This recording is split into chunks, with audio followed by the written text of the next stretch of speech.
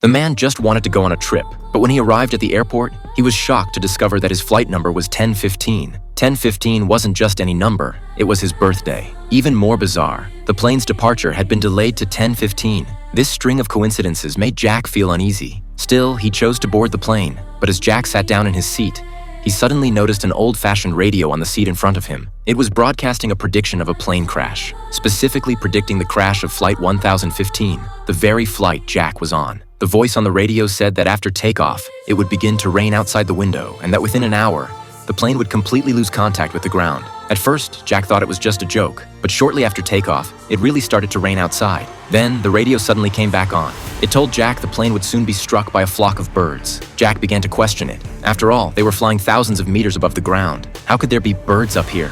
Before Jack could even finish that thought, the plane was struck. He was stunned by what he just witnessed. Could the radio's predictions actually be real? Jack hurried into the restroom, trying to calm himself down. Then he walked out, now composed, but still feeling uneasy. He quickly called over a crew member and asked if the plane had just been hit by birds, but the crew member thought Jack was imagining things and simply walked away. At that moment, a passenger named John called out to Jack. He said he used to be a pilot himself. John told Jack that if the plane had been hit, there's no way the airline would announce it so casually. Hearing this made Jack even more uneasy. If the plane really was hit by birds, then that would prove the radio's prophecy was true.